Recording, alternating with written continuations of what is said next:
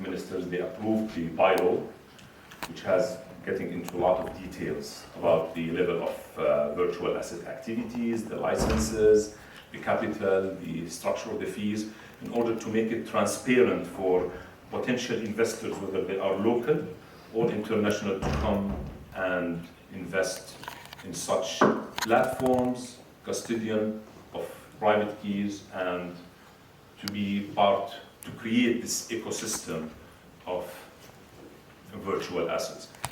Now, why we call it virtual assets? Because the first thing that will come up into our minds is the crypto assets, and in specific the Bitcoin, which is the most famous one.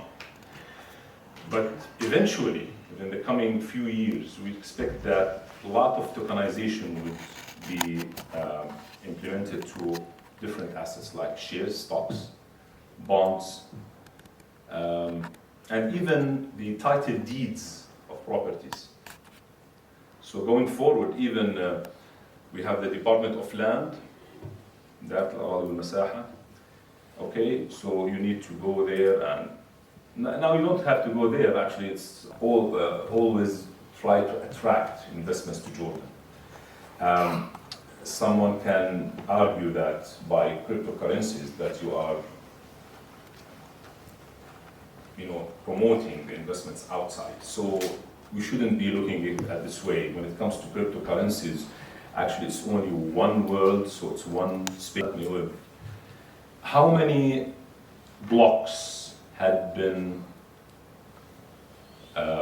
created, and how many bitcoins had been mined so far, aside from these experts?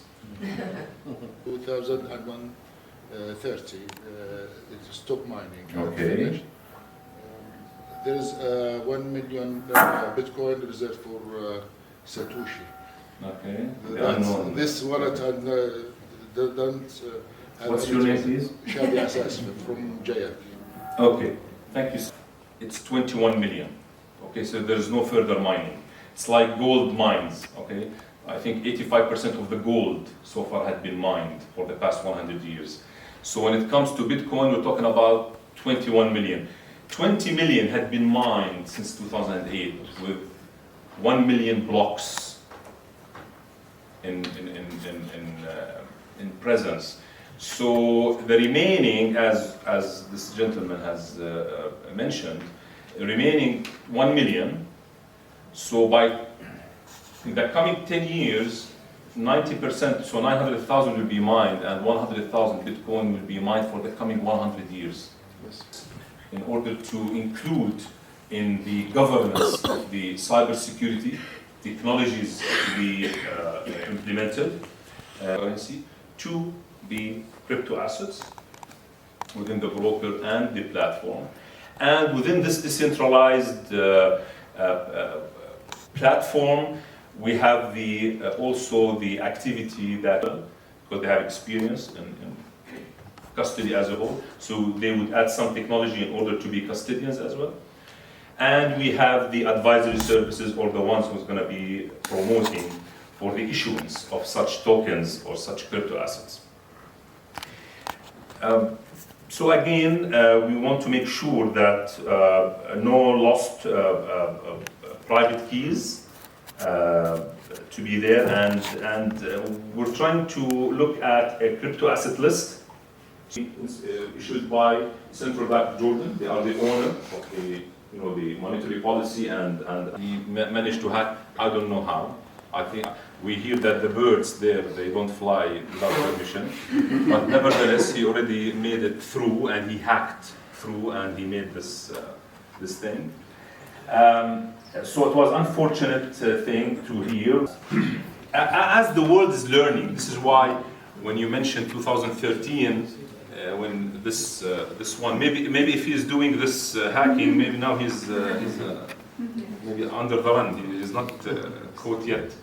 But actually, as regulators are maturing with the regulations, and as you guys in the cybersecurity and in the prosecution are maturing in this technology and this revolution, still also the hackers, and they are learning. And actually what's funny about hacking is that the difference that we keep seeing in the movies. So if you want to steal or to rob a bank, you have to plan 1 month ahead, and they have to put masks, and they have to wait to at certain time to go and take whatever money in the safe and everything. So it's a long process, and with all cameras around, they will be easily caught. But nowadays, they don't have to wear masks. Maybe someone just is lying on the beach in the middle of nowhere, and is just using the laptop to hack and do all these crimes, right? So this is the difference. Okay? So it's now becoming more complicated, more sophisticated, and needs a lot of effort from all parties, all authorities worldwide. And as we mentioned, central banks usually are the ones who are the legal authority to issue the currencies. Nowadays, we're seeing that it's decentralized, and it's given to private companies. That's fine under our regulation, okay?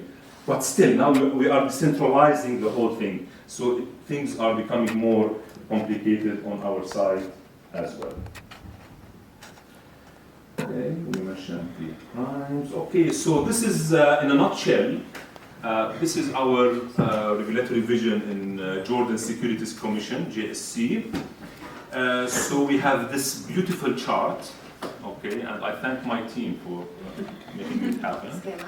Yes, okay, a lot of colors. So it starts with the clients or the investors. So definitely we have the AML, as you mentioned. We have the AML, we have the KYC. Not know who owns the new crypto wallet and who owns the new keys there. So you cannot reach to those, and it is stolen. And if you would like to hide the traces of the crypto assets, the illicit flows, you will use some kind of service as a mixer. So it will mix the transactions among hundreds others. So it will be really difficult for you to trace it, even with commercial tools, even though when they are using heuristic analysis to try to put all those traces together, it's sometimes almost impossible to do that. Sometimes it is possible because there are techniques to demask the techniques that the mixers are using. Governance of what? Here the code and are administered by basically all the nodes that are using crypto, right? If we are talking about administration of, let's say, legislation and oversight over crypto market, then it's in the hands, in most cases, of securities commissions or national banks, depending on how this is structured in individual country. And these institutions basically oversee provision of crypto services and issuance of crypto assets, new crypto assets. Private companies are operating the exchanges, private companies are operating the markets, private companies are issuing the assets usually. So it's really complicated multi-stakeholder system where nobody is in complete control basically. If that answers your question, I think. Okay, thank you. Thank you.